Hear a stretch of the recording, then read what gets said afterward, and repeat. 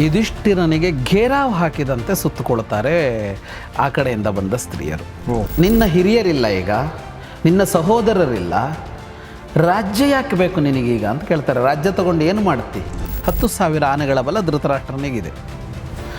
ಅಷ್ಟು ಶಕ್ತಿ ಇದೆಯಲ್ಲ, ಅಷ್ಟು ಶಕ್ತಿಯನ್ನು ಬಳಸಿ ಅವನು ಹಾಗೆ ಆಲಿಂಗನ ಮಾಡ್ಕೊಂಡಿದ್ದಾನೆ. ಅವನು ಭೀಮನನ್ನು ಕೊಂದಿದ್ದಾನೆ. ರಾತ್ರಿ ಹೋಗಿ ಮಲಗಿದ್ದಾಗ ಕೊಂದ ಅಶ್ವತ್ಥಾಮನಿಗಿಂತಲೂ ಧೃತರಾಷ್ಟ್ರ ಇನ್ನೂ ಕ್ರೂರನಾಗಿ ಕಾಣಿಸ್ಕೊಳ್ತಾನೆ. ಉಲ್ಟಾ ಮಾಡ್ಕೊಂಬಿಟ್ಟ. ಅಂದರೆ ಧೃತರಾಷ್ಟ್ರನ ಕುರಿತಾಗಿ ಹುಟ್ಟಬಹುದಾಗಿದ್ದ ಒಂದು ಅನುಕಂಪಕ್ಕೆ ಅಪಾತ್ರ ಅಂತ ಅನ್ನಿಸಿಕೊಂಡು ಬಿಟ್ಟ.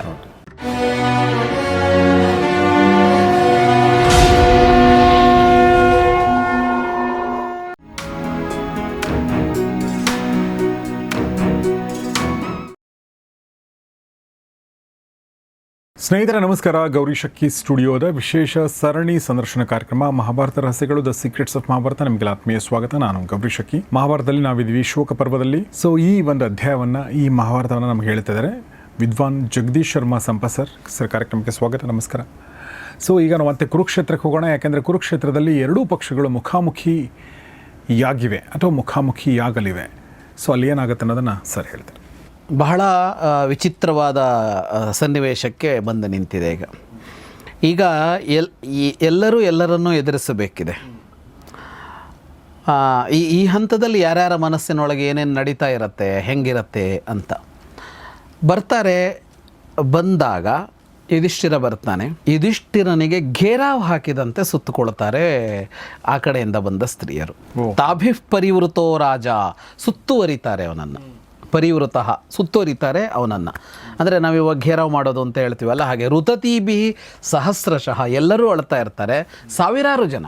ಊರ್ಧ್ವಬಾಹುಭಿ ಆರ್ತಾಭಿ ಬ್ರುವತೀಭಿ ಪ್ರಿಯಾಪ್ರಿಯೆ, ಕೈ ಮೇಲೆತ್ತುಕೊಂಡು ಅಳುತ್ತಲೇ ಅವರು ಮಾತಾಡ್ತಾ ಇರ್ತಾರೆ, ಹೇಳ್ತಾ ಇರ್ತಾರೆ ಯುಧಿಷ್ಠಿರನಿಗೆ. ಪ್ರಿಯಾಪ್ರಿಯ ಎರಡೂ ಹೇಳ್ತಾ ಇರ್ತಾರೆ. ಕೆಲವರು ಒಳ್ಳೆ ಮಾತು ಹೇಳ್ತಾ ಇರ್ತಾರೆ, ಕೆಲವರು ಬೈತಾ ಇರ್ತಾರೆ. ಏನು? ಕೊನು ಧರ್ಮಜ್ಞತಾ ರಾಜ್ಞ ಕೊನು ಸ್ಯಾದಾಂಧ್ರುಶಂಸತ ಯದಾವಧೀತ್ ಪಿತॄನ್ ಭ್ರಾತೃನ್ ಗುರೂನ್ ಪುತ್ರಾನ್ ಸಖೀನಪಿ. ಯುಧಿಷ್ಠಿರನ ಅವನು ಧರ್ಮಜ್ಞ ಅಂತ ಇದೆಯಲ್ಲ, ಆ ಧರ್ಮಜ್ಞತ್ವ ಎಲ್ಲಿ ಹೋಯಿತು? ಅವನಿಗೆ ಧರ್ಮ ಗೊತ್ತಿದೆ, ಧರ್ಮವನ್ನು ಅರ್ಥ ಮಾಡ್ಕೊಂಡಿದ್ದಾನೆ ಅಂತ ಅವನನ್ನು ಧರ್ಮರಾಜ ಅಂತ ಕರೆದ್ರಲ್ಲ, ಆ ಧರ್ಮರಾಜತನ ಎಲ್ಲಿಗೆ ಹೋಯಿತು? ಕೊನುಸ್ಯಾದ ಅಂಧ್ರುಶಂಸತ, ಕಾರುಣ್ಯ ಅಂತ ಇತ್ತಲ್ಲ ಧರ್ಮರಾಜನಲ್ಲಿ, ಅದು ಎಲ್ಲಿಗೆ ಹೋಯ್ತದು? ಯಾಕೆ ಅಂದರೆ ಅವನು ತನ್ನ ಪಿತೃಗಳನ್ನು ಕೊಂದಿದ್ದಾನೆ, ತನ್ನ ಭ್ರಾತೃಗಳನ್ನು ಕೊಂದಿದ್ದಾನೆ, ತನ್ನ ಗುರುಗಳನ್ನು ಕೊಂದಿದ್ದಾನೆ, ತನ್ನ ಪುತ್ರರನ್ನು ಕೊಂದಿದ್ದಾನೆ, ತನ್ನ ಗೆಳೆಯರನ್ನು ಕೊಂದಿದ್ದಾನೆ. ಅವನ ಎದುರಿಗೆ ಬಂದು ಹೇಳ್ತಾ ಇದ್ದಾರೆ ಸಾವಿರಾರು ಜನ. ಈಗ ಯುಧಿಷ್ಠಿರನ ಪರಿಸ್ಥಿತಿ ನೋಡಬೇಕು. ಘಾತಯಿತ್ವ ಕಥಂ ದ್ರೋಣಂ ಭೀಷ್ಮಂಚಾಪಿ ಪಿತಾಮಹಂ ಮನಸ್ತೇಭೂನ್ ಮಹಾಬಾಹೋ ಹತ್ವಾ ಚಾಪಿ ಜಯದ್ರಥಂ. ನಿನಗೆ ಹೇಗೆ ಮನಸ್ಸು ಬಂತು ಇವರನ್ನೆಲ್ಲ ಕೊಲ್ಲೋಕೆ ಅಂತ ಕೇಳ್ತಾರೆ. ಗುರು ದ್ರೋಣರನ್ನು ಕೊಂದೆ, ಅಜ್ಜ ಭೀಷ್ಮರನ್ನು ಕೊಂದೆ, ಜಯದ್ರಥ ನಿನ್ನ ತಂಗಿಯ ಗಂಡ ಜಯದ್ರಥನ್ ಕೊಂದೆ, ನಿನಗೆ ಮನಸ್ಸು ಹೇಗೆ ಬಂತು ಅಂತ.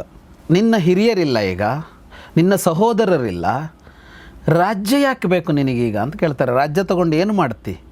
ಅಭಿಮನ್ಯುಂಚ ದುರ್ಧರ್ಷಂ ದ್ರೌಪದೇಯಾಂಶ ಭಾರತ. ನಿನ್ನ ಮಕ್ಕಳೇ ಯಾರೂ ಬದುಕಿಲ್ಲ, ದ್ರೌಪದಿಯ 5 ಜನ ಮಕ್ಕಳು ಬದುಕಿಲ್ಲ, ಅಭಿಮನ್ಯು ಬದುಕಿಲ್ಲ, ರಾಜ್ಯ ಯಾಕೆ ನಿನಗೀಗ ಅಂತ ಕೇಳ್ತಾರೆ.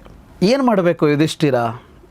ಅತಿಥ್ಯ ಚ ಮಹಾಬಾಹು ಕ್ರೋಶಂತಿ ಕುರರೀರಿವ, ಹೀಗೆ ಹೇಳಿ ಆಕ್ರಂದನ ಮಾಡ್ತಾ ಇರುವ ಅವರನ್ನು ದಾಟಿ ಮುಂದೆ ಹೋಗ್ತಾನೆ ಯುಧಿಷ್ಠಿರ, ಯಾವ ಉತ್ತರನೂ ಕೊಡದೆ.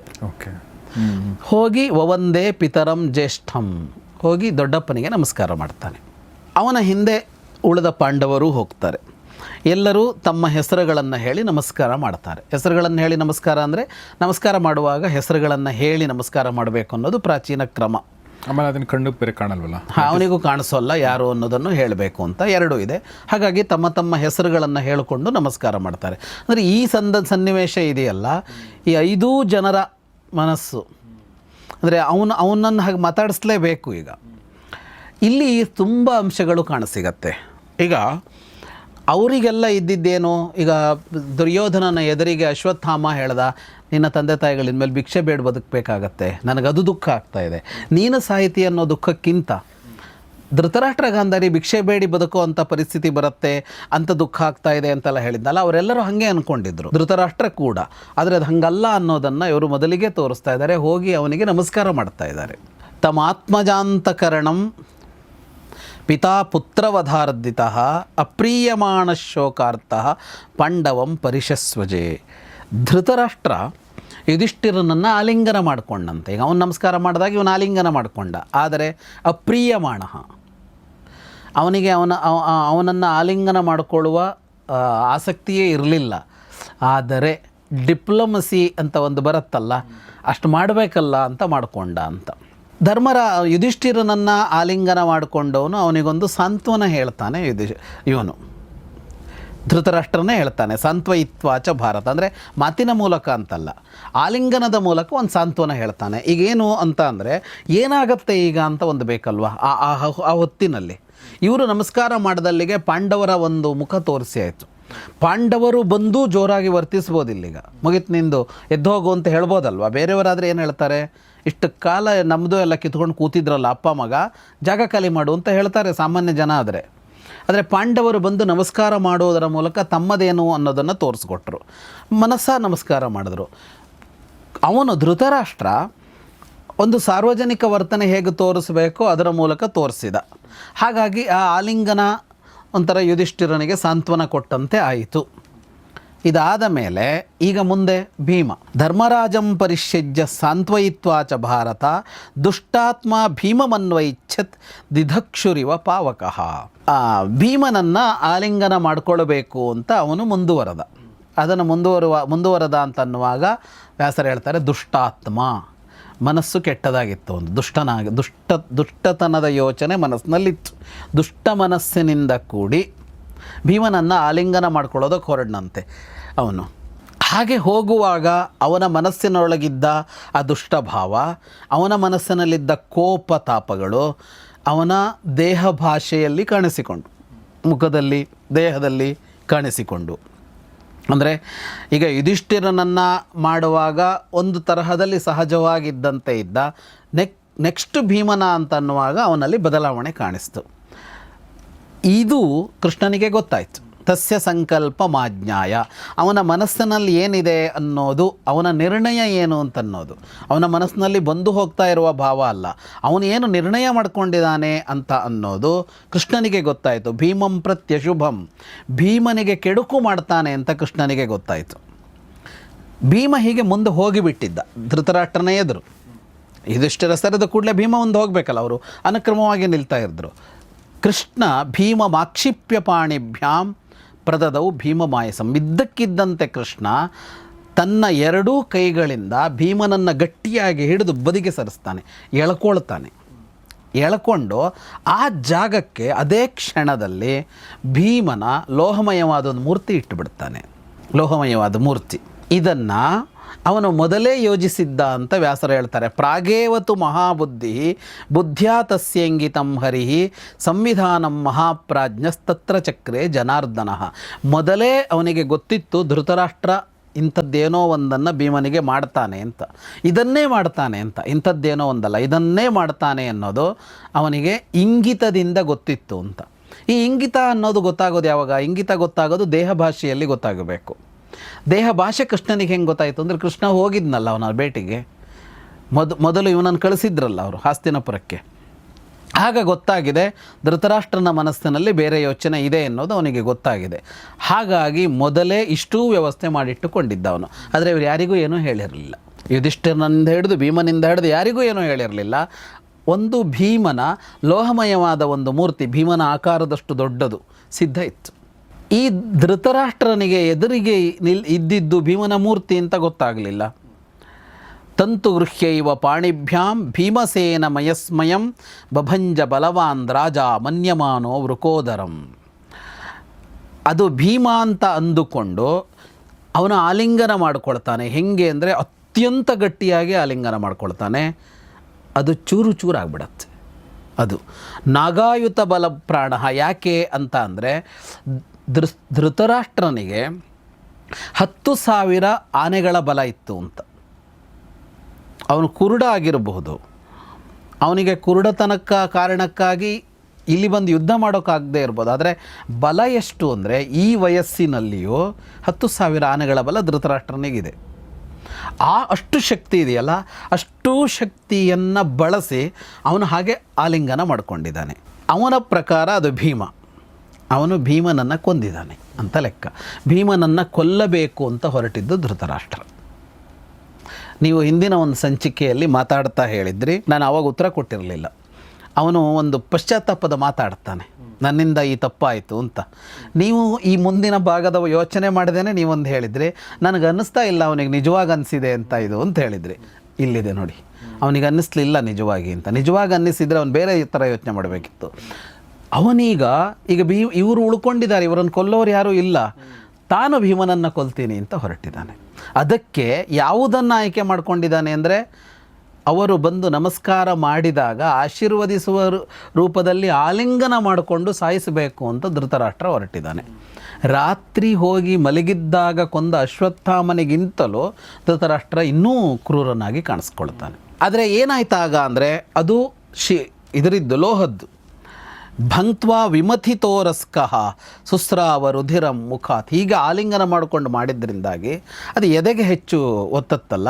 ಹಾಗಾಗಿ ಏನಾಯಿತು ಅಂದರೆ, ಇವನ ಮೈಯೆಲ್ಲ ಗಾಯ ಆಯಿತು, ರಕ್ತ ಸಿಗ್ತಾಯಿತ್ತು.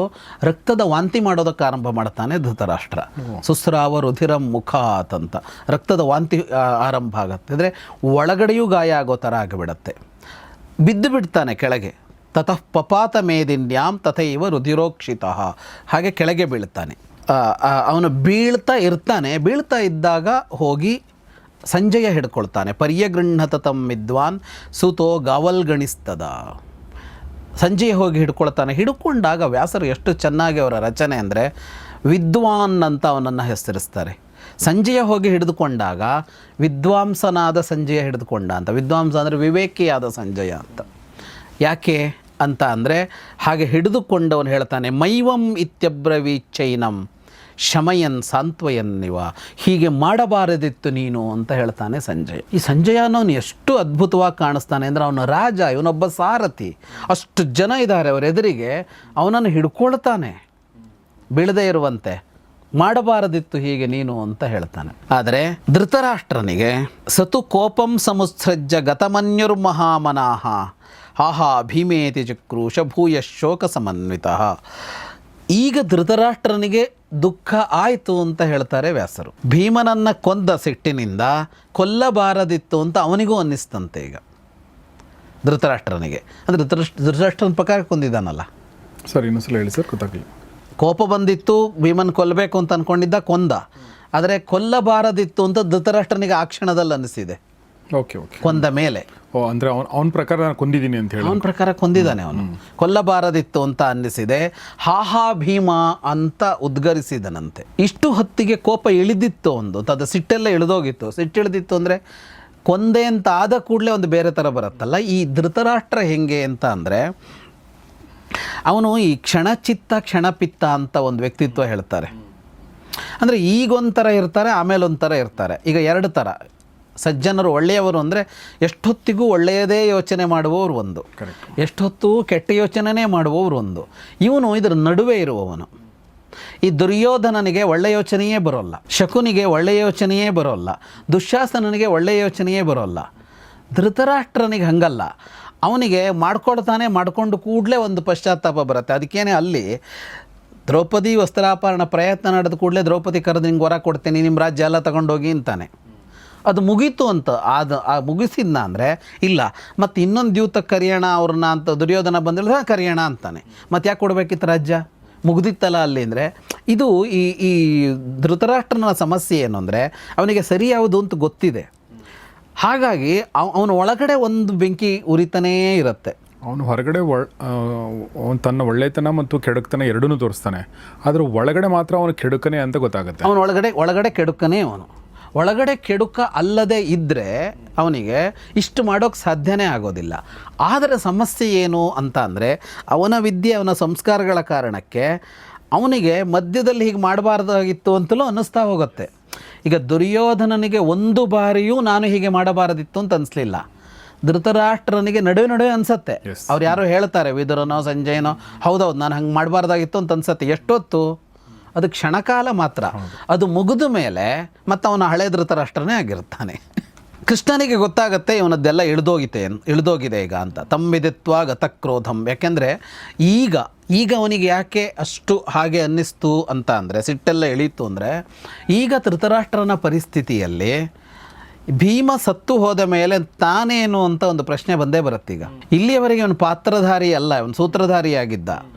ಇವನು ಡಿಪ್ಲೊಮ್ಯಾಟಿಕ್ಕಾಗಿ ವರ್ತಿಸ್ತಿದ್ದ, ಅವರು ಡಿಪ್ಲೊಮ್ಯಾಟಿಕ್ಕಾಗಿ ವರ್ತಿಸಬಹುದಿತ್ತು. ಅವ್ರು ನೇರವಾಗಿ ವರ್ತಿಸ್ತಾ ಇದ್ದಾರೆ, ಅದು ಬೇರೆ. ಆದರೆ ಈಗ ನೇರವಾಗಿ ಭೀಮನನ್ನು ಕೊಂದ ಮೇಲೆ ಮುಂದೇನಾಗತ್ತೆ ಕರೆಕ್ಟ್ ಅಂತ ಇದೆಯಲ್ಲ, ಆಗ ಎಲ್ಲ ಇಳಿದೋಗಿತ್ತು. ಈ ತಲೆ ಮೇಲೆ ನೀರು ಒಯ್ದರೆ ಕುಡಿದವ್ರು ಮತ್ತೆ ಇಳಿದೋಗತ್ತೆ ಅಂತ ಹೇಳ್ತಾರಲ್ಲ, ಹಂಗೆ ಇಳಿದೋಗಿತ್ತು. ಕೃಷ್ಣನಿಗೆ ಗೊತ್ತಾಯ್ತದು. ವಾಸುದೇವೋ ಪರಃ ಪುಂಸಾಂ ಇದಂ ವಚನಮಬ್ರವೀತ್. ಕೃಷ್ಣ ಹೇಳ್ತಾನೆ ಈಗ, ಮಾಶುಚೋಧೃತರಾಷ್ಟ್ರತ್ವಂ ನೈಷ ಭೀಮಸ್ತ್ವಯಾ ಹತಃ. ದುಃಖ ಪಡಬೇಡ, ನೀನು ಭೀಮನನ್ನು ಕೊಂದಿಲ್ಲ ಅಂತ ಹೇಳ್ತಾನೆ ಕೃಷ್ಣ. ಆಯಸಿ ಪ್ರತಿಮಾ ಖೇಶ ತ್ವಯಾ ರಾಜನ್ ನಿಪಾತಿತ. ಇದು ಕಬ್ಬಿಣದ ಮೂರ್ತಿ ನಿನ್ನೆದುರಿಗೆ ಇಟ್ಟಿದ್ದು. ನಿನಗೆ ಇಂಥ ಸಿಟ್ಟಿತ್ತು ಅನ್ನೋದು ನನಗೆ ಗೊತ್ತಿತ್ತು. ತ್ವಂ ಕ್ರೋಧವಶಮಾಪನ್ನಂ ವಿದಿತ್ವ. ನೀನು ಹೀಗೆ ಮಾಡ್ತಿ ಅಂತ ಗೊತ್ತಿತ್ತು. ಹಾಗಾಗಿ ನಾನು ಸಾವಿನಿಂದ ಭೀಮನನ್ನು ಕಾಪಾಡಿದೆ. ಮಯಾಪಕೃಷ್ಟ ಕೌಂತೆಯ ಮೃತ್ಯೋರ್ದ್ರಂಷ್ಟ್ರಾಂತರಂಗತಃ. ಸಾವಿನ ದವಡೆಗೆ ಸಿಲುಕಿದ್ದ ಭೀಮನನ್ನು ನಾನು ಕಾಪಾಡಿದ್ದೀನಿ ಅಂತ ಹೇಳ್ತಾನೆ ಕೃಷ್ಣ. ಅದನ್ನು ಹೇಳ್ತಾನೆ, ನಿನಗೆ ನಿನ್ನ ಬಲ ಅನ್ನೋದು ಅಸಾಮಾನ್ಯವಾದದ್ದು. ಯಾವುದರ ಜೊತೆಗೂ ಅದನ್ನು ಹೋಲಿಸೋಕ್ಕಾಗೋದಿಲ್ಲ. ಬಲೇ ತುಲ್ಯೋಸ್ತಿ ಕಶ್ಚನ. ನಿನ್ನಷ್ಟು ಬಲಶಾಲಿ ಯಾರೂ ಇಲ್ಲ. ಹಾಗಾಗಿ ನೀನು ನಿನ್ನ ಎರಡೂ ತೋಳುಗಳಿಂದ ಒಬ್ಬನನ್ನು ಹೀಗೆ ಆಲಂಗಿಸಿಕೊಂಡರೆ ಅವನು ಸಾಯಲೇಬೇಕು. ಅವನು ಬದುಕೋದಕ್ಕೆ ಸಾಧ್ಯವೇ ಇಲ್ಲ ಅಂತ. ಹಾಗಾಗಿ ನಾನು ಎದುರಿನಲ್ಲಿ ಆ ಮೂರ್ತಿಯನ್ನು ಇಟ್ಟಿದ್ದೆ. ಅದು ಯಾವ ಮೂರ್ತಿ ಅಂತ ಅಂದರೆ, ತಸ್ಮಾತ್ ಪುತ್ರೇಣ ಯಾಸಾತೆ ಪ್ರತಿಮಾ ಕಾರಿತಾಯಸಿ. ಈ ಮೂರ್ತಿಯನ್ನು ನಾನು ಮಾಡಿಸಿದ್ದಲ್ಲ, ನಿನ್ನ ಮಗನೇ ಮಾಡಿಸಿ ಇಟ್ಕೊಂಡಿದ್ದ. ಇದನ್ನು ದುರ್ಯೋಧನ ಮಾಡಿಸಿ ಇಟ್ಕೊಂಡಿದ್ದ. ಯಾಕೆ ಅಂತ ಅಂದರೆ, ಅದರ ನೋಡಿದ್ರೆ ಹೆಂಗೆಲ್ಲ ಕೆಲಸ ಮಾಡುತ್ತೆ ಅಂತ. ಭೀಮನ ಬಗ್ಗೆ ಅಷ್ಟು ದ್ವೇಷ ದುರ್ಯೋಧನನಿಗೆ. ಅವನ ಮನೆಯೊಳಗಡೆ ಭೀಮನ ಮೂರ್ತಿ ಇದೆ. ಅದು ಯಾವುದರದ್ದು ಅಂದರೆ ಲೋಹ, ಕಬ್ಬಿಣ ಪ್ರಧಾನವಾಗಿ ಇಟ್ಟುಕೊಂಡು ಲೋಹದಿಂದ ಮಾಡಿದ್ದು ಅಂತ. ಆ ಮೂರ್ತಿ ನಿನ್ನ ಮಗನೇ ಮಾಡಿದ್ದು ಅಂತ ಹೇಳ್ತಾನೆ. ಅದನ್ನು ನೀನೀಗ ಪುಡಿ ಮಾಡಿದ್ದಿ ಅಷ್ಟೇ ಅಂತ. ಪುತ್ರಶೋಕಾಭಿಸಂತಾಪ ಧರ್ಮಾದಪಹೃತಂ ಮನಃ ತವ ರಾಜೇಂದ್ರ ತೇನತ್ವಂ ಭೀಮಸೇನಂ ಜಿಘಾಂಸಸಿ. ನನಗೆ ಗೊತ್ತಿತ್ತು ನಿನಗೆ ಮಗನ ಸಾವು ಅನ್ನೋದು ಬಹಳ ನೋವು ಕೊಡುತ್ತೆ, ಅದು ನಿನಗೆ ಸಿಟ್ಟು ತರಿಸುತ್ತೆ ಅನ್ನೋದೆಲ್ಲ ಗೊತ್ತಿದ್ದೆ. ನಿನ್ನ ಮಗ ಮಾಡಿದ ಮೂರ್ತಿಯನ್ನು ತಂದು ಎದುರಿಗಿಟ್ಟಿದ್ದೆ ಅಂತ. ಯಾಕೆ ಆ ಮೂರ್ತಿ ಅಂತ ಅಂದರೆ, 13 ವರ್ಷಗಳ ಕಾಲ ಇವರು ವನವಾಸದಲ್ಲಿದ್ದರಲ್ಲ, ವನವಾಸ ಅಜ್ಞಾತವಾಸದಲ್ಲಿ. ಅದಾದ ಮೇಲೆ ಯುದ್ಧ ಅನ್ನುವ ನಿರ್ಣಯ ದುರ್ಯೋಧನನಿಗಿತ್ತು. ಈಗ ಅಜ್ಞಾತವಾಸದಲ್ಲಿ ನಾನು ಕಂಡುಹಿಡಿತೀನಿ ಅವರನ್ನು, ಕಂಡುಹಿಡಿದ್ರೆ ಮತ್ತೆ 12 ವರ್ಷ ಇದಕ್ಕೆ ಕಳಿಸ್ತೀನಿ ಅನ್ನೋದು ಒಂದು ಯೋಚನೆ. ಈ ರಾಜ್ಯವನ್ನು ಅವರಿಗೆ ವಾಪಸ್ ಕೊಡೋಲ್ಲ ಅನ್ನೋ ನಿರ್ಣಯ ಅವನದ್ದು. ದ್ಯೂತದಲ್ಲಿ ಗೆದ್ದಾಗಿನಿಂದ ಯಾವ ಕಾರಣಕ್ಕೂ ವಾಪಸ್ ಬಿಡಲ್ಲ ಅವರಿಗೆ. ಒಂದೊಮ್ಮೆ ಅಜ್ಞಾತವಾಸದಲ್ಲಿ ಕಂಡು ಹಿಡಿಯೋದಕ್ಕಾಗದೇ ಇದ್ದರೆ ಏನು ಅಂತ ಒಂದು ಪ್ಲ್ಯಾನ್ ಬಿ ಇತ್ತು ಅವನ ಹತ್ರ. ಪ್ಲ್ಯಾನ್ ಬಿನೇ ಯುದ್ಧ. ದುರ್ಯೋಧನನಿಗೆ ಕೊಡಬಾರದು ಅನ್ನೋ ನಿಶ್ಚಯ ಮೊದಲೇ ಅದು 13 ವರ್ಷ ಮುಗಿದ ಮೇಲಲ್ಲ. ಯುದ್ಧ ಅಂತ ಆದರೆ ಯುದ್ಧಕ್ಕೂ ಒಂದು ಸಿದ್ಧತೆ ಬೇಕಲ್ಲ. ಆ ಯುದ್ಧದ ಸಿದ್ಧತೆಯಲ್ಲಿ ಅವನು ಏನು ಅಂತ ಅಂದರೆ, ಯುದ್ಧ ಅಂದರೆ ಭೀಮನ ಜೊತೆ ಗದಾ ಯುದ್ಧ ಆಗಿಯೇ ಆಗತ್ತೆ. ಅದಕ್ಕೆ ಒಂದು ರಿಹರ್ಸಲ್ ಬೇಕು, ಪ್ರಾಕ್ಟೀಸ್ ಬೇಕು. ನೆಟ್ ಪ್ರಾಕ್ಟೀಸ್ ಅಂತ ನಮ್ಮ ಕ್ರಿಕೆಟ್ನಲ್ಲೆಲ್ಲ ಕರೀತಾರಲ್ಲ, ಅದನ್ನು ಯಾರ ಜೊತೆಗೆ ಮಾಡಬೇಕು ಅಂದರೆ ಬೇರೆಯವ್ರ ಜೊತೆಗೆ ಮಾಡ್ತಾಯಿದ್ರು ಅವರು. ಯಾವಾಗಲೂ ಒಂದು ಅಭ್ಯಾಸ ಮಾಡ್ತಾ ಇರ್ತಾರೆ. ಯಾರ ಜೊತೆಗೆ ಅಂದರೆ ಅವರದೇ ಸೇನೆಯಲ್ಲಿರುವ ಯಾರದೋ ಜೊತೆಗೂ ಯುದ್ಧ ಮಾಡಿ ಅಭ್ಯಾಸ ಮಾಡ್ಕೊಳ್ತಾ ಇದ್ರು. ಇವನು ಭೀಮನ ಪ್ರತಿಮೆ ಮಾಡಿ ತನ್ನ ಗದೆಯಿಂದ ಅದಕ್ಕೆ ಹೊಡೆದು ಅಭ್ಯಾಸ ಮಾಡ್ಕೋತಾ ಇದ್ನಂತೆ. ಆ ಜಿಮ್ಗಳಲ್ಲೆಲ್ಲ ಇದೆಲ್ಲ ಇರುತ್ತಲ್ಲ, ಕೈ ಬಲಶಾಲಿ ಮಾಡ್ಕೊಳ್ಳೋಕ್ಕೆ. ಇವನು ಗದೆಯಿಂದ ಅದಕ್ಕೆ ಹೊಡೆದು ಅಂತಹದ್ದಕ್ಕೆ ಹೊಡೆದು ಮಾಡಿಕೊಂಡ್ರೆ ಅಭ್ಯಾಸ. ಇನ್ನು ಭೀಮ ಎಷ್ಟೇ ಶಕ್ತಿಶಾಲಿ ಆದರೂ ದೇಹ ಲೋಹದ್ದಲ್ವಲ್ಲ, ಕರೆಕ್ಟ್. ಅದಕ್ಕಾಗಿ ಮಾಡಿಟ್ಕೊಂಡಿದ್ದ ದುರ್ಯೋಧನ. ಇದು ಇಲ್ಲಿ ಉಪಯೋಗಕ್ಕೆ ಬಂತು. ದುರ್ಯೋಧನನಿಗೆ ಎಷ್ಟು ಉಪಯೋಗಕ್ಕೆ ಬಂತೋ ಗೊತ್ತಿಲ್ಲ, ಕೃಷ್ಣನಿಗೆ ಉಪಯೋಗಕ್ಕೆ ಬಂತು. ಇಷ್ಟಾಗುತ್ತಾ ಇದ್ದ ಹಾಗೆ ಅವನು ರಕ್ತ ವಾಂತಿ ಮಾಡ್ಕೊಂಡಿದ್ದ, ಕಾರ್ಕೊಂಡಿದ್ದ. ಮೈಯೆಲ್ಲ ಆಗಿತ್ತಲ್ಲ ತಯೇನ ಮುಪಾತಿಷ್ಠನ್ ಶೌಚಾರ್ಥಂ ಪರಿಚಾರಕರು ಬಂದು ಅವನನ್ನು ಶುದ್ಧಗೊಳಿಸ್ತಾರೆ, ಧೃತರಾಷ್ಟ್ರನನ್ನು. ಶುದ್ಧಗೊಂಡ ಮೇಲೆ ಕೃಷ್ಣ ಮತ್ತ ಅವನಿಗೆ ಹೇಳ್ತಾನೆ, ರಾಜನ್ನಧೀತ ವೇದಾಸ್ತೆ ಶಾಸ್ತ್ರಾಣಿ ವಿವಿಧಾನಿ ಚ ಶ್ರುತಾನಿ ಚ ಪುರಾಣಾನಿ ರಾಜಧರ್ಮಾಶ್ಚ ಕೇವಲಾಹ ಏವಂ ವಿದ್ವಾನ್ ಮಹಾಪ್ರಾಜ್ಞ ನಾಕಾರ್ಷೀರ್ವಚನಂತದ. ನೀನು ವೇದಗಳನ್ನು ಅಧ್ಯಯನ ಮಾಡಿದವನು, ಎಲ್ಲ ಶಾಸ್ತ್ರಗಳನ್ನು ಅಧ್ಯಯನ ಮಾಡಿದವನು, ಎಲ್ಲ ಪುರಾಣಗಳನ್ನು ಕೇಳಿದವನು, ನೀನು ರಾಜಧರ್ಮ ಏನು ಅನ್ನೋದನ್ನೂ ಅರ್ಥ ಮಾಡಿಕೊಂಡವನು, ಅಧ್ಯಯನ ಮಾಡಿದವನು. ಹಾಗಾಗಿ ನೀನು ಈ ಎಲ್ಲ ವಿಷಯಗಳಲ್ಲಿ ಒಬ್ಬ ಪಂಡಿತ, ವಿದ್ವಾನ್, ನೀನು ವಿದ್ವಾಂಸ. ನೀನು ಬರೀ ಕಲಿಕೆ ಮಾತ್ರ ಅಲ್ಲ, ನಿನ್ನ ಬುದ್ಧಿ ಕೂಡ ಬಹಳ ಪಾಠವಾಗಿರುವಂಥದ್ದು, ಮಹಾಪ್ರಾಜ್ಞ ನೀನು. ಇಷ್ಟೆಲ್ಲ ಇದ್ದೂ ಕೂಡ ನಾಕಾರ್ಷೀರ್ವಚನಂತದ, ನೀನು ಮಾತು ಕೇಳಲಿಲ್ಲ ಅಂತ. ಪಾಂಡವ ನದಿಕಾಂಜಾನನ್ ಬಲೆ ಶೌರ್ಯೇ ಚ ಕೌರವ. ನಾನು ಬಂದು ಹೇಳಿದಾಗ ನೀನು ಮಾತು ಕೇಳಲಿಲ್ಲ ಅಂತ. ಸಂಧಾನಕ್ಕೆ ಬಂದಿದ್ನಲ್ಲ ಕೃಷ್ಣ, ಆಗ ನೀನು ಮಾತು ಕೇಳಲಿಲ್ಲ, ನಾನು ಹೇಳಬೇಕಾಗೇ ಇರಲಿಲ್ಲ. ನೀನೇ ಸ್ವತಃ ಪ್ರಾಜ್ಞ, ಅದರ ಜೊತೆಗೆ ಎಲ್ಲ ಅಧ್ಯಯನ ಮಾಡಿದ್ದೆ ಅಂತ. ಇಷ್ಟೆಲ್ಲ ಇದ್ದೂ ಕೇಳಲಿಲ್ಲ. ಜೊತೆಗೆ ಪಾಂಡವಾನ್ ಅಧಿಕಾನ್ ಜಾನನ್, ನಿನಗೆ ಸ್ಪಷ್ಟವಾಗಿ ಗೊತ್ತಿತ್ತು ಪಾಂಡವರ ಶಕ್ತಿ ಹೆಚ್ಚು ಅಂತ, ಅವರ ಶೌರ್ಯ ಹೆಚ್ಚು ಅಂತ. ಎರಡು, ಬಲೆ ಶೌರ್ಯದಲ್ಲೂ ಬಲದಲ್ಲೂ ಅವರು ನಿನ್ನ ಮಕ್ಕಳಿಗಿಂತ ಅಥವಾ ನಿಮ್ಮ ಸೈನ್ಯಕ್ಕಿಂತ ಹೆಚ್ಚಿನವರು ಅಂತ ಗೊತ್ತಿತ್ತು. ಆದರೂ ನೀನು ಮಾತು ಕೇಳಲಿಲ್ಲ. ರಾಜಾಹಿಯ ಸ್ಥಿರ ಪ್ರಜ್ಞ ಸ್ವಯಂ ದೋಷಾನವೇಕ್ಷತೆ ದೇಶಕಾಲ ವಿಭಾಗಂಚ ಪರಂ ಶ್ರೇಯಸ್ಸ ವಿಂದತೆ. ಒಬ್ಬ ರಾಜನಾದವನು ಅಂದರೆ ಆಳೋದಕ್ಕೆ ಕುಳಿತುಕೊಂಡವನಿಗೆ ಅವನ ಪ್ರಜ್ಞೆ ಅನ್ನೋದಿದೆಯಲ್ಲ, ಅದು ಸ್ಥಿರವಾಗಿರಬೇಕು, ಅದು ಚಂಚಲವಾಗಬಾರದು. ಅಂದರೆ ಒಂದು ನಿರ್ಣಯ ಇರಬೇಕು, ಕ್ಲಾರಿಟಿ ಅಂತ ನಾವು ಹೇಳ್ತೀವಲ್ಲ ಇವತ್ತು, ಅದಿರಬೇಕು, ಸ್ಪಷ್ಟತೆ ಇರಬೇಕು ಅವನಿಗೆ. ಮತ್ತು ಅವನಿಗೆ ಅವನ ತಪ್ಪುಗಳು ಗೊತ್ತಾಗಬೇಕು. ಸ್ವಯಂ ದೋಷ ಅನವೇಕ್ಷತೆ, ಇನ್ನೊಬ್ಬರು ಬಂದು ಇದು ಸರಿಯಲ್ಲ, ನೀನು ಹೀಗೆ ಮಾಡಬೇಕಾಗಿತ್ತು, ಹಾಗೆ ಮಾಡಬಾರ್ದು ಅಂತ ಹೇಳಬಾರ್ದು. ಅವನಿಗೆ ಅವನ ದೋಷ ಗೊತ್ತಾಗಬೇಕು. ಮತ್ತು ಅವನಿಗೆ ದೇಶಕಾಲ ವಿಭಾಗಗಳು ಗೊತ್ತಾಗಬೇಕು. ದೇಶಕಾಲ ವಿಭಾಗ ಅಂತ ಅಂದರೆ ಏನು ಅಂದರೆ, ಯಾವ ಪ್ರದೇಶದಲ್ಲಿ ಏನು ಮಾಡಬೇಕು ಅಂತ, ಎಲ್ಲಿ ಏನು ಮಾಡಬೇಕು ಅಂತ, ಮತ್ತು ಕಾಲ ಯಾವಾಗ ಏನು ಮಾಡಬೇಕು ಅಂತ. ರಾಜನಾದವನಿಗೆ ಗೊತ್ತಿರಬೇಕಾದದ್ದು ಎಲ್ಲಿ ಏನನ್ನು ಮಾಡಬೇಕು, ಯಾವಾಗ ಏನನ್ನು ಮಾಡಬೇಕು. ಇಷ್ಟೂ ಗೊತ್ತಿದ್ದ ರಾಜನಿಗೆ ಮಾತ್ರ ಶ್ರೇಯಸ್ಸು ಸಿಗುತ್ತೆ ಅಂತ ಹೇಳ್ತಾನೆ ಕೃಷ್ಣ. ಅಂದರೆ ಒಂದು ಪ್ರಜ್ಞೆ ಸ್ಥಿರವಾಗಿರಬೇಕು, ಅದು ಚಂಚಲವಾಗಬಾರ್ದು. ಅಂದರೆ ಇವನೊಬ್ಬ ಬರ್ತಾನೆ ಹೀಗೆ ಅಂತ ಹೇಳ್ತಾನೆ, ಹಾಂ ಇದು ಚೆನ್ನಾಗಿದೆ ಅಂದ್ಕೊಳ್ಳೋದು. ಮತ್ತೊಬ್ಬ ಬರ್ತಾನೆ ಅವನೇನೋ ಹೇಳ್ತಾನೆ, ಅದು ಚೆನ್ನಾಗಿದೆ ಅನ್ನೋ ಥರ ಆಗಬಾರ್ದು. ಅವನಿಗೆ ಸ್ಪಷ್ಟತೆ ಇರಬೇಕು, ಅದು ನಿರ್ಣಯ ಆಗಿರಬೇಕು. ಎರಡನೇದು, ಏನೇ ಇದ್ದರೂ ಕೂಡ ದೋಷಗಳು ಉಂಟಾಗ್ಬಿಡುತ್ತೆ. ದೋಷ ಅಂದರೆ ಸ್ವಭಾವದಲ್ಲೇ ಕೆಲವು ದೋಷಗಳಿರುತ್ತೆ. ಕೆಲವು ಸಲ ನಾವು ಕೆಲಸ ಮಾಡಿದಾಗ ಅದು ತಪ್ಪಾಗುತ್ತೆ. ಅದು ಸರಿ ಕೆಲಸ ಅಂತಲೇ ಮಾಡಿರ್ತೀವಿ, ಆದರೆ ಅದರ ಫಲಿತಾಂಶ ಅಂತ ನೋಡುವಾಗ ಆ ಕೆಲಸಗಳು ತಪ್ಪಾಗಿರ್ತವೆ. ಅದನ್ನು ಗುರುತಿಸೋದಕ್ಕೆ ಗೊತ್ತಿರಬೇಕು, ಮತ್ತು ಎಲ್ಲಿ ಏನು ಮಾಡಬೇಕು ಅಂತ ಗೊತ್ತಿರಬೇಕು, ಯಾವಾಗ ಏನು ಮಾಡಬೇಕು ಅಂತ ಗೊತ್ತಿರಬೇಕು. ಅಂಥವನಿಗೆ ಶ್ರೇಯಸ್ಸು ಸಿಗತ್ತೆ. ಇದು ತನ್ನಷ್ಟಕ್ಕೆ. ಇನ್ನು ಎರಡನೆಯದ್ದು, ಉಚ್ಚಮಾನಂಚ ಯಶ್ರೇಯೋ ಗೃಹೀತೆ ನೋ ಹಿತಾಹಿತೆ ಆಪದಂ ಸಮನುಪ್ರಾಪ್ಯ ಸಶೋಚತ್ಯನಯೇ ಸ್ಥಿತ. ಇಷ್ಟಾದ ಮೇಲೆ ಅವನಿಗೆ ಗೊತ್ತಾಗಲಿಲ್ಲ ಅಂತಂದಾಗ ಇನ್ಯಾರೋ ಇದು ಸರಿಯಲ್ಲ, ಇದು ಸರಿ, ಇದು ನಿನಗೆ ಹಿತ, ಹೀಗೆ ಮಾಡಿದರೆ ಹಿತ, ಹೀಗೆ ಮಾಡಿದರೆ ಆಪತ್ತು ಅಂತೆಲ್ಲ ಹೇಳಿದಾಗಲೂ ಅರ್ಥ ಮಾಡ್ಕೊಳ್ಳದೆ ಇದ್ದರೆ ಅವನು ದುಃಖಿಸಬೇಕಾಗತ್ತೆ ಅನ್ನೋದು ಬಿಟ್ಟರೆ ಅವನಿಗೆ ಬೇರೆ ದಾರಿ ಇರಲ್ಲ ಅಂತ ಕೃಷ್ಣ ಧೃತರಾಷ್ಟ್ರನಿಗೆ ಹೇಳ್ತಾನೆ. ಅಂದರೆ ಈ ಸನ್ನಿವೇಶ ನೋಡಿ ಹೇಗೆ ತಿರುಗ್ತಾ ಇದೆ ಅಂತ. ಧೃತರಾಷ್ಟ್ರನನ್ನು ಪಾಂಡವರು ಹೇಗೆ ಎದುರಿಸ್ತಾರೆ, ಏನು ಮಾತಾಡ್ತಾರೆ, ಧೃತರಾಷ್ಟ್ರ ಏನು ಮಾತಾಡ್ತಾನೆ, ಪಾಂಡವರು ಏನು ಮಾತಾಡ್ತಾರೆ ಅಂತೆಲ್ಲ ಪ್ರಶ್ನೆ. ಈಗ ಅವರು ಪ್ರಶ್ನೆ ಕೇಳಿದರೆ ನನ್ನ ಮಕ್ಕಳು ಕೊಂದ್ರ, ಇನ್ನೊಂದ ಕೇಳಿದರೆ ಏನು ಹೇಳಬೇಕು, ಇವರು ಏನೇನೋ ಇದೆಯಲ್ಲ, ಹೇಗೆ ಧೃತರಾಷ್ಟ್ರ ಅದನ್ನು ಮೈಮೇಲೆ ಹಾಕೊಂಬಿಟ್ಟ. ಕರೆಕ್ಟ್, ಉಲ್ಟಾ ಮಾಡ್ಕೊಂಬಿಟ್ಟ. ಅಂದರೆ ಧೃತರಾಷ್ಟ್ರನ ಕುರಿತಾಗಿ ಹುಟ್ಟಬಹುದಾಗಿದ್ದ ಒಂದು ಅನುಕಂಪಕ್ಕೆ ಅಪಾತ್ರ ಅಂತ ಅನಿಸ್ಕೊಂಡ್ಬಿಟ್ಟ. ಪ್ರಶ್ನೆ ಅವನನ್ನೇ ಕೇಳುವಂತೆ ಮಾಡ್ಕೊಂಬಿಟ್ಟ. ಯಾಕೆ ಹಿಂಗೆ ಮಾಡಿದೆ ಅನ್ನೋ ಪ್ರಶ್ನೆಯನ್ನು ಈಗ ಇಲ್ಲಿ ಪಾಂಡವರು ಕೇಳದೇ ಇರ್ಬೋದು ಸೌಜನ್ಯಕ್ಕೆ. ಕೃಷ್ಣನಿಗೇನೋ ಸಮಸ್ಯೆ ಇಲ್ವಲ್ಲ ಕೇಳೋದಕ್ಕೆ. ಈಗ ಅವನೇ ಕೃಷ್ಣನಿಗೆ ಕೇಳ್ಬೋದಾಗಿತ್ತು ಈ ಪ್ರಶ್ನೆಯನ್ನು, ಯಾಕೆ ಮಾಡಿದೆ ಕೃಷ್ಣ ಹೀಗೆ ಅಂತ. ಮುಂದೆ ಗಾಂಧಾರಿ ಕೇಳ್ತಾಳೆ ಕೃಷ್ಣನಿಗೆ ಅದನ್ನು. ಗಾಂಧಾರಿಗೆ ಕೇಳೋ ರೈಟ್ಸ್ ಇದೆ, ಮಾರಲ್ ಗ್ರೌಂಡ್. ಹಾಂ, ಗಾಂಧಾರಿ ಕೃಷ್ಣನನ್ನು ಕೇಳಿದರೆ ಕೃಷ್ಣ ಕೇಳಿಸಿಕೊಳ್ತಾನೆ ಅಥವಾ ಉತ್ತರ ಕೊಡ್ತಾನೆ, ಏನೋ ಒಂದು ಮಾಡ್ತಾನೆ ಅದಕ್ಕೆ. ಧೃತರಾಷ್ಟ್ರ ಆ ಪ್ರಶ್ನೆ ಕೇಳೋದಕ್ಕೆ ಮೊದಲೇ ಅವಕಾಶ ಇರಲಿಲ್ಲ, ಈಗಂತೂ ಎಲ್ಲರ ಕಣ್ಣೆದುರಿಗೆ ಅವನು ಬತ್ತಲಾಗಿ ಬಿಟ್ಟ ಅಂತ.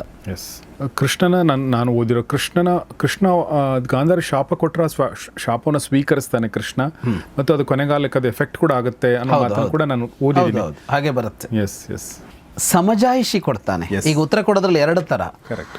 ಅವಳು ಒಂದು ಯಾಕೆ ಹೀಗೆ ಅಂತಂದಾಗ ಒಂದು ಸಮರ್ಥನೀಯವಾದ ಅಂಶ ಹೇಳಬೇಕಲ್ಲ, ಅದನ್ನು ಹೇಳ್ತಾನೆ ಅವಳಿಗೆ ಸೌಜನ್ಯಪೂರ್ಣವಾಗಿ. ಹಾಗಂತ ಶಾಪವನ್ನು ಸ್ವೀಕಾರ ಮಾಡ್ತಾನೆ, ತಿರಸ್ಕರಿಸೋಲ್ಲ. ಎಸ್, ಅದನ್ನು ಮುಂದೆ ನೋಡ್ತೀವಿ. ಹಾಂ. ಸೊ ಅಲ್ಲಿಗೆ ನಾವು ಇವತ್ತಿನ ಯುಧಿಷ್ಠಿರನ ಇದು ಕೂಡ ಅತ್ಯಂತ ಪ್ರಖ್ಯಾತವಾದ ಪ್ರಸಂಗವೇ. ಇದು ನಮ್ಮ TV ಮಹಾಭಾರತದಲ್ಲಿ ಇತ್ತು ಕೂಡ ಅಂತ ಅನಿಸುತ್ತೆ, ನಾಟಕಗಳಲ್ಲೂ ಬಂದಿದೆ. ಆದರೆ ಇಷ್ಟೊಂದು ವಿವರಗಳಿಂದ ಇದು ಬಂದಿರಲಿಲ್ಲ, ವಿವರಗಳ ಜೊತೆಗೆ ಬಂದಿರಲಿಲ್ಲ. ಸೊ ಇದೆಲ್ಲವನ್ನು ನಮಗೆ ಹೇಳ್ತಿರುವಂಥ ವಿದ್ವಾನ್ ಜಗದೀಶ್ ಶರ್ಮಾ ಸಂಪತ್ ಸರ್ಗೆ ನಿಮ್ಮೆಲ್ಲರ ಪರವಾಗಿ ನಾನು ಧನ್ಯವಾದಗಳನ್ನ ಹೇಳ್ತೀನಿ. ಸರ್, ತುಂಬ ಥ್ಯಾಂಕ್ಸ್ ನಮ್ಮ ಜೊತೆಗೆ ಇಷ್ಟೊತ್ತು ಈ ವಿಚಾರಗಳನ್ನ ಶೇರ್ ಮಾಡಿದ್ರಿ. ಅದ್ಭುತವಾದ ಕಥಾನಕವನ್ನು ನಾವು ನೋಡ್ತಾ ಇದ್ದೀವಿ. ನಿಮ್ಮ ಅನಿಸಿಕೆಗಳನ್ನ ತಿಳಿಸಿ, ನಿಮ್ಮ ಪ್ರಶ್ನೆಗಳಿದ್ರೆ ಅದನ್ನು ಕೂಡ ತಿಳಿಸಿ. ಇವತ್ತಿನ ಈ ಸಂಚಿಕೆಯನ್ನು ಮುಗಿಸ್ತಾ ಇದ್ದೀನಿ. ನೋಡ್ತಾರೆ ಗೌರಿ ಶಕ್ತಿ ಸ್ಟುಡಿಯೋ, ನೋಡ್ತಾರೆ ಮಹಾಭಾರತ ರಹಸ್ಯಗಳು, ದ ಸೀಕ್ರೆಟ್ಸ್ ಆಫ್ ಮಹಾಭಾರತ. ನಮಸ್ಕಾರ.